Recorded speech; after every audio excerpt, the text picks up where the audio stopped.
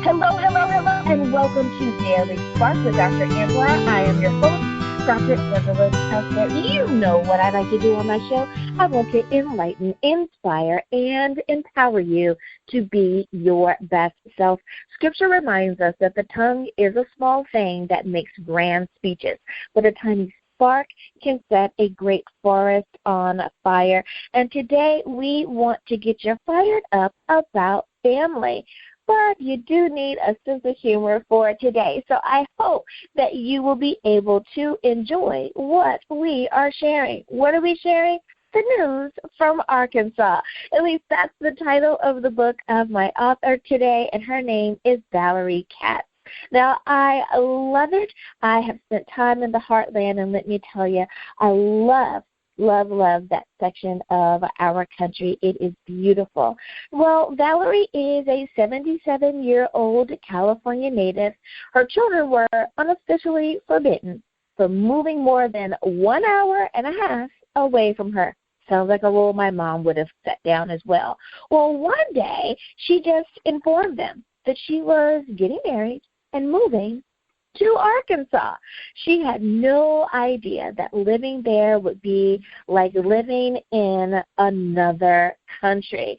Well, let me tell you, if you're not prepared sometimes for moving to another area, you can definitely have culture shock. But I think that she has figured out how to live and maneuver quite successfully. Well, again, Valerie was born in Los Angeles. She says that she has a 12th grade education. She's the mother of 4, but proudly the grandmother of 6. When her firstborn was 35, he passed away from brain cancer. She has lived in the same home and worked at the same job for 34 years. She was a single mother for 30 of those. She married David Katz in 2007. She moved to Arkansas in 2008. And sadly, David passed away in 2010. But she's written a book to help deal with all of those things and to help encourage, inspire, and empower you. So get comfy, cozy, get your coffee, and get your tea, because we are about to pull the mic up to Valerie. Good morning, Valerie. Thank you so much for being on the show today. Good morning. It's my pleasure. I am so glad that you are here, and I can't wait to talk to you about the book. So I have to ask you, the fact that you had the rule of your kids can't live more than an hour and a half away from you, how did they take to that? Were they okay with that rule? Well, yeah, everybody, it was sort of unofficial, but everybody was sticking to it. Everybody was pretty close. That's good. When we had family functions, nobody wanted to have to drive too far. Right. And it really and truly does make a difference when people are really, really close. And, you know, I think that is an official rule for most moms. You want your kids close to you, and you want to be able to interact. Give them their space, respect their boundaries, but at the same time, have them within driving distance. I can definitely understand that. Now, the title of your book, The News from Arkansas. Did you find that as you were writing, the title came to you first, or were you writing and the title kind of came out of your writing? No, I'm sort of an accidental author. When I moved to Arkansas, I started sending emails to my family and friends, and then David wanted me to send them to his friends, his family, and other people asked to have the email sent to them, and they thought they were pretty funny. And so my husband was a dance instructor, and when we would go to California to visit, we'd go to the dances, and people would say, so-and-so is getting news from you, and we'd like to be involved. And so my email list got really, really long. Nobody could say that David and Valerie moved to Arkansas and they never heard another word from them because I kept them informed. And as time went by, people kept saying, are you saving this stuff? You know, you should really put this into a book. And I went, yeah, I'm saving it. Mostly so that as time went by, I wouldn't forget the charm that I thought this place was. And so then one year for Christmas, we had kind of talked about it a little bit, me and my family. And one year for Christmas, it was about 2 Christmases ago, my son Donald said, Mom, you know what I want for Christmas next year? And I said, no, what? And he says, I want a copy of your book. I want you to get that book done. So I thought, okay, I'm going to do it. And honestly, I thought it would be like the following Christmas I could give it to him. I had no idea how hard this was going to be. I tell you, a labor of love. It really is. It really is, because you do want to share, and you do want for the readers of your book to, have fun. But at the same time, it's like, oh no, you do kind of worry and you stress, and you want to make sure that everything turns out okay. Yes, they kept sending it back to me. But, we finally got it done, and now that I've seen some printed copies and everything, I'm very pleased with it. And I'm so happy that I'm here in Arkansas. People asked me when my David got sick, and we knew that he was going to pass away, are you coming home? And I said, oh, I am home. Right. I will visit California, but this is where God wants me, and this is where I plan on staying. Now, how did your friends and family take to the book? Now that it has been published and they're able to get a copy, how do they feel about the project? Oh, they love it. They're all so excited. And I had something funny happen to me the day before Thanksgiving this year. I was in a casino, and I won $2,500. Oh, wow. I mean, I've never had that happen to me. So when I gave the book to my sisters and my brother and my children, I put a $100 bill in the book, and I put a little note on it, Merry Christmas from me in the casinos. Aw. Oh, that is so nice. What a pleasant surprise. You think you're getting one thing. Everybody likes a little cash. Right. Yeah, my family's been very, very supportive, and they just really love it. Now, there's one thing when you talk about your book and all that has gone on, and your move and all of that, you say that you blame Eric Estrada. I'm going to let you explain to our audience, what does that mean? Well, how this all got started is David was in bed because he was already retired, and I was getting ready for work, and he yelled, Valerie, come and see this on TV. And I said, what? And he said, no, come in here. Eric Estrada is inviting us for a weekend in Arkansas. Come and look at this place. Look, it's got 8 lakes and 8 golf courses, and isn't it beautiful? So I came in and I looked at it, and he says, you want to go? And I said, sure. So he's been trying to get me to agree to move out of the Los Angeles area, and he'd been, and I told him, no, my roots are here. You're not getting me to go anywhere. Right. So when we got here, they said it was, no pressure or anything. So we got here, and they showed us around the area. And that evening we were on our own, and we were walking around, and I said, David, I've always wanted to live in a place just like this. And he said, shall I call a real estate agent? And I said, yes. And as much to my surprise as his, we picked out a house and went home to tell my family that we were moving. And it went something like this. I have 2 new corneas, and at that point I had 1. And then I had told David, we hadn't planned on getting married, but if we're moving across country, I want you legally bound to stay with me once we get there. Right. And so we need to get married. So when we got there, it was Easter time, and we were at my son's for Easter, so I had them all sitting on the stairs for the usual pictures. And the grandkids had been sent upstairs, so I said, okay, we have some announcements to make. And they said, okay. I said, well, I have 1 new cornea. I've made an appointment for the other one. So then they're going, oh, yay. And they start to get up, and I wave my hands. No. Sit down. There's more. I'd like to introduce you to someone. This is my fiance. Oh, Mom, that's great. Oh, and they started to get up again. I went, no, there's more. we're going to sell both of our homes and buy one together. Really? That's great, Mom. Where? And I said, Arkansas. Well, then there was stone silence. All the girls started to cry. The boys looked like they wanted to. And my youngest got up and hugged me and said, Mom, you know, what we want is just for you to be happy.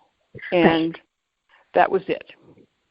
It took us a whole year to be able to sell the house and actually move here. So we would go back and forth for long weekends, and we'd go visit the house, you know. Yeah, so that's how come I blame him.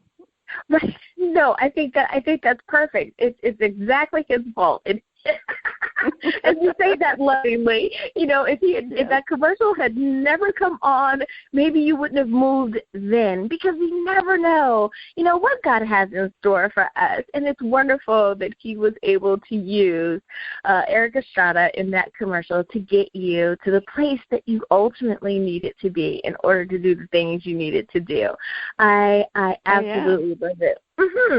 Now, how did your friends take to the news when you told them, we're moving to Arkansas? Not only are you getting married, not only are you having the surgery on your eyes, but you're moving to Arkansas.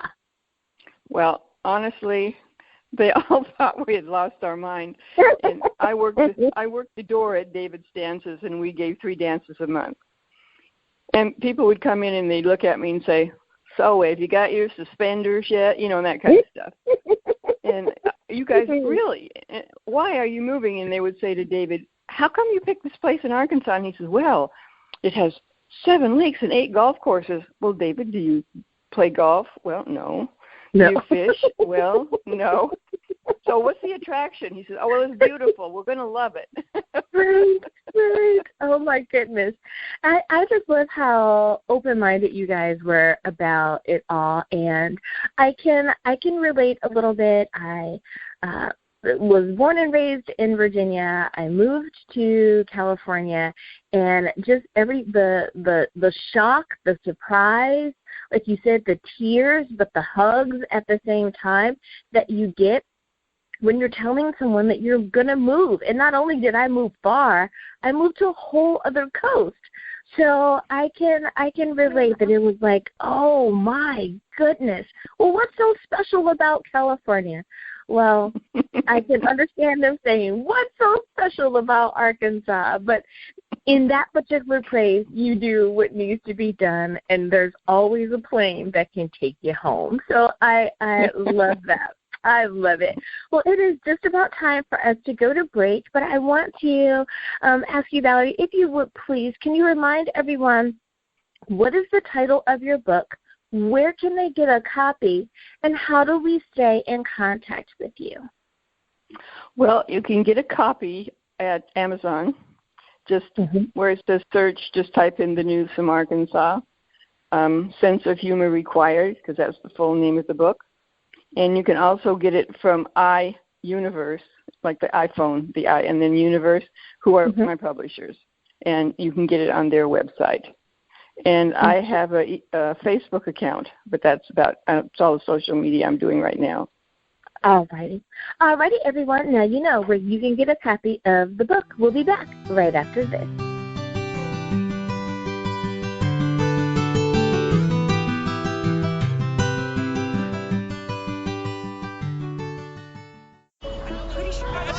Discovery. Look, just a sec. What would it look like if we listened more? Could the right voice, the right set of words, bring us all just a little closer? Get us to open up, even push us further?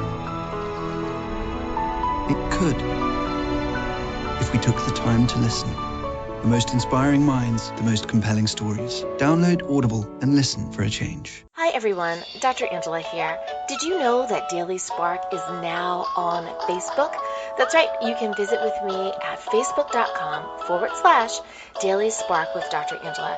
I want to know more about what you're thinking. I'd love to know which interview did you find the most entertaining or the most informative. I want to talk to you, and I want you to be able to talk to me. Simply visit facebook.com/Daily Spark with Dr. Angela.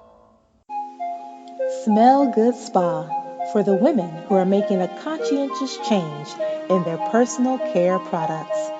Specializing in signature fragrance oils, hand-dipped incense, and wholesome bath and body and personal care products. Smell Good Spa. Use code HELLO25 for 25% off your order. Live good, feel good, smell good wholesomely. SmellGoodSpa.com. Before every slam, I pick out 7 outfits. 7. One for every match I need to win. I wouldn't pick 7 outfits if I didn't plan on wearing them all.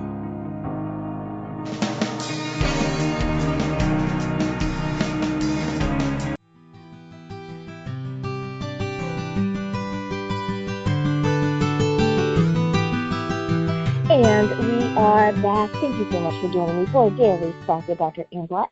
I am your host, Dr. Angela Chester. My guest today is Valerie Katz, and she is the author of The News from Arkansas, Sense of Humor Required. I really like that title. Now, Valerie, you are now no longer in the LA Metro. You're no longer in California. You are now in Arkansas. So how did you stay in touch with friends and family? How did you make sure that they knew that you were okay and that life was as good as you thought it was going to be? Well, I sent everybody emails. Mm-hmm. Thank goodness for email. Mm-hmm. And always when I would send the emails, it would say The News from Arkansas. So that's how I came up with the name of the book and why I kept it. And people would say, when I'm looking at my email and I see one that says The News from Arkansas, I go there first because they really enjoyed it. And that's how I got the name, and that's how I kept in touch. I love that. That is so cool. It reminds me of a friend of mine that every year for Christmas, instead of just sending out a Christmas card, she kind of sends out a newsletter, if you will, and it summarizes everything that has happened during the year. And it is so wonderful now that we don't live in the same city any longer. It's so wonderful to get that, and you look forward to it. And if you don't get it, you do really miss it. So I can understand what a great thing to do there. Now, how did you handle finding out that your husband was sick and then the subsequent things that eventually led to his death? How did you take that, be it that you weren't in California anymore? Well, that was tough. We actually, it took us quite a while to get here. We bought the house in March, and it was in 2007, and then it wasn't until October of 2008 that we actually got his house sold and were able to move here. And we were making plans to go to California for Thanksgiving when we found out that he had cancer. So they had to kind of put Thanksgiving dinner off for a few days so that we could actually get there because of all the testing that was going on. But we just kept saying he was going to be okay. We just kept believing it, and that's, I would send emails about what was going on with him and about the fact that chemo was kicking everybody's butt, and he was sending me out for hot dogs. He was such a good patient, And he had to have an ostomy bag afterwards, and getting used to that was a lot of laughter and a lot of tears trying to get that thing mastered. And we just worked with it. And when things were going really bad, we were going to church, and I got a respite day from the VA. They gave me a respite day once a month, and then I went and played golf with some of the girls. And it was the 10th anniversary of one of the ladies' husbands passing away. And she said to me, Valerie, I know things are not going well for David, but I want to tell you, this is the best place in the world to be a widow. And I said, well, that's good news, because I'm planning on staying here. So, that was so nice that she was reassuring. Yeah. It is a wonderful place. Now, did you find that your church family was as supportive as you thought that they would be during that time? Oh my goodness, yes, they were. He was mentioned every Sunday during church, and the minister came to see him. And we went to the Presbyterian church, although David was raised Jewish. We started going to the Presbyterian church here. And he says, you think it would be okay? And I says, honey, God doesn't care as long as you show up. And the preacher pretty much said the same thing. He said, because he came to greet us the first morning. And David says, well, I'm Jewish. And the minister said, well, that's fine. Just keep on coming. And so David said, okay. So he felt very welcome. And we'd had a garage sale, and we'd met some people at the garage sale who said, you got to come over here to the Presbyterian church. And those people are still my friends. And the church has been very, very supportive, yes. That's good. That is so good. It was some awkward things finally getting us here. We couldn't get the house sold, so we had leased it for 2 years. So we were so excited, and we packed and we moved. Well, those people went into bankruptcy and never moved into the house. Oh, no. But we were already here. Yeah. So David called and says, price that thing to sell. And so, if that hadn't happened, we wouldn't be here. Right. And I wouldn't be here. And it's just like I say, this is where God wants me. And I'm very happy with his decision. My friends in California thought I was nuts. Right? Yeah, like, what in the world? I would never picture you there. And it's like, well, God did, so we just have to get used to it. So, I can understand that. Now, even though you have the option to live anywhere in the world, and I'm pretty sure, and I mean, as far as you could go back to California, you could move to Texas, New York, Virginia, wherever it is that you wanted to go. Is there anything in particular? Was there a moment when you said, Arkansas is not only like my home that I built with my husband. It's not simply where I reside, but Arkansas is now a part of me. When did you have that moment that you knew, yep, I'm staying, even if I have to stay, even though I'm staying as a widow, I am definitely staying? Did you have that moment? I'm not sure exactly when that did happen. I loved it when we got here. And like I tell people, when I sit out on my deck out back, I'm surrounded by trees. It's like being in a tree house. And I can afford to live here much easier than California. California, is a very expensive place to live. And the people here are so nice. And it took me a while to get over being, hurry. Yeah. I'd be standing in line at the grocery store, and they'd be chatting me up and everything, and I'd be thinking in my head, just give me my change and let me get out of here, Get out of here, right? I managed to slow down, and it just, when we found out he was sick a month after we moved here, and never once did I think, if he passes away, I'm going home. Not once. Okay. Yeah, that's when you know deep down inside that Arkansas is home. Because I'm sure if it weren't, you would have had some moment where it's okay. If this takes a shift and it goes poorly, I'm out of here within 30 days, or I'm only staying a year and then I'm leaving. And you never had that thought. So yeah, that's kind of comforting to know that you knew you were exactly where you needed to be. Good job, Arkansas. That's awesome. Because not every place gives you that warmth and that love. That's how I felt about downtown Long Beach. I knew that, yep, this is home. I didn't want to be in LA. I didn't want to be in, any of the other places. I said, this is where I want to be, right here next to the beach, comfy, cozy, yay, yay. So you do kind of have this knowing, because my husband's from Los Angeles, so you do kind of have this knowing and this understanding of you feel a certain way in certain places, and you really do know that this is where you want to be. I can understand.